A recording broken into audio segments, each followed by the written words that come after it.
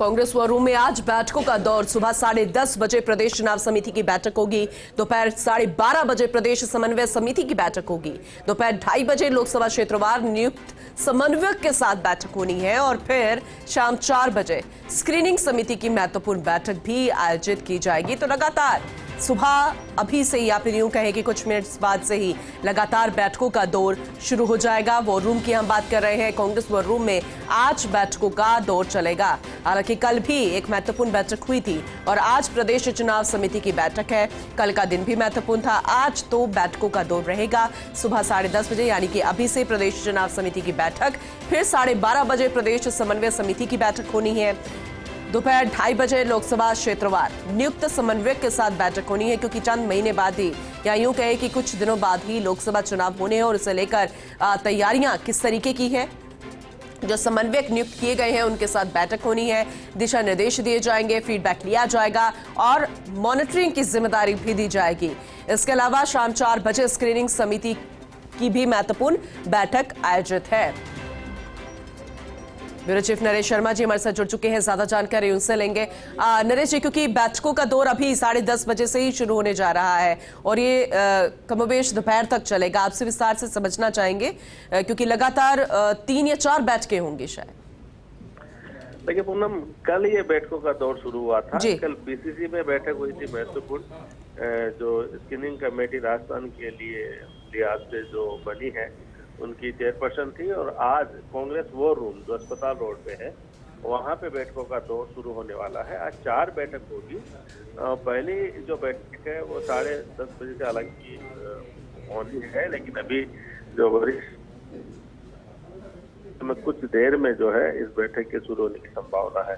ये प्रदेश चुनाव समिति की बैठक होगी गोविंद सिंह डोटासरा की अध्यक्षता में, जिसमें पूर्व मुख्यमंत्री अशोक गहलोत भी शामिल है इस समिति में, सचिन पायलट भी शामिल है, कई जो विधायक या विधायक का चुनाव हार चुके हैं वो शामिल है। तो ऐसे में ये पहली बैठक है चुनाव समिति बनने के बाद में।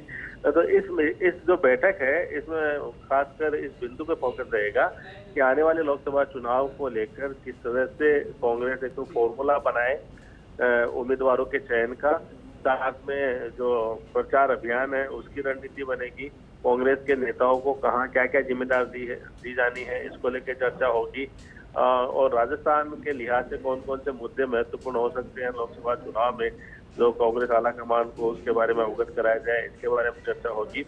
लेकिन सबसे जो कह सकते हैं महत्वपूर्ण इंतजार इसी बात का है कि कांग्रेस के लिए टिकट का फॉर्मूला क्या है, क्योंकि कल जिस तरह से सुखजिंदर रंधावा उन्होंने संकेत दिए थे कि जो विधायक है उनको भी चुनाव लड़ाया जा सकता है, तो ऐसे में कुछ ऐसे मजबूत विधायक हैं जिन्होंने अभी भी बेहतरीन तरीके से प्रदर्शन करते हुए जीत दर्ज की थी।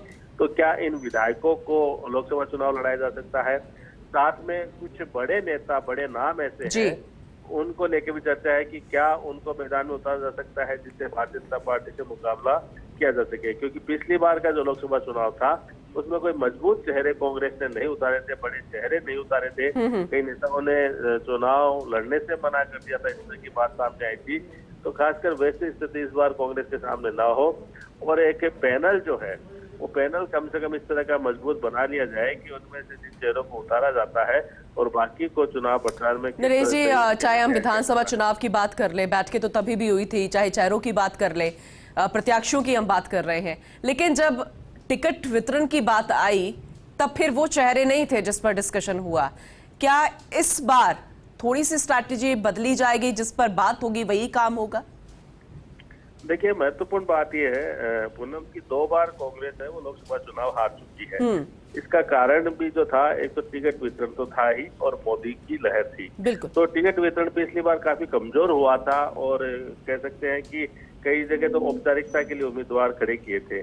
तो इस बार कांग्रेस संभवतः उस परेशानी से दूर होना चाहती है और कांग्रेस आलाकमान का भी संभवतः निर्देश है कि मजबूत चेहरे जो है वो उतारे जाए, चाहे वो नए हो, चाहे पुराने हो, चाहे विधायक हो, क्योंकि जब तक मजबूत चेहरे मैदान में नहीं होंगे तब तक भाजपा से मुकाबला करना राजस्थान में आसान नहीं होगा।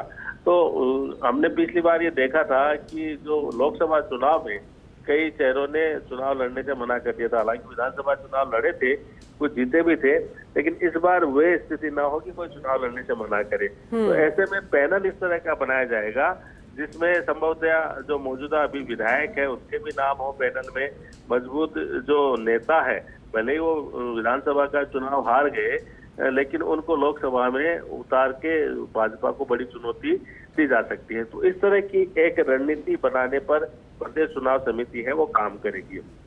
इसके अलावा जो है लोकसभा के अनुसार कोऑर्डिनेटर बनाए गए हैं। इन कोऑर्डिनेटर की दिल्ली में मीटिंग हुई थी, उसके बाद अब प्रदेश में मीटिंग हो रही है। इनके जिम्मे ही पूरा चुनाव रहेगा लोकसभा का। तो इनको आगे किस तरह से अपनी टीम बनानी है, विधानसभा वाइज किस तरह से जो जिम्मेदारियां देनी है, उसको लेके भी आज की जो मीटिंग है उसमें चर्चा होगी। लेकिन इंतजार इस बात का है कि भले ही स्क्रीनिंग कमेटी की मीटिंग हो आज, भले ही समन्वय समिति की आज मीटिंग है, पहले बात यह है कांग्रेस के सामने कि एक फॉर्मूला क्या बनाया जाए जी, जो उम्मीदवार है उनके लिए क्या फॉर्मूला तय हो, क्योंकि और साथ में क्या पैनल जो है वो कितनी जल्दी बन पाते हैं, क्योंकि लोकसभा चुनाव है वो बड़ा चुनाव होता है।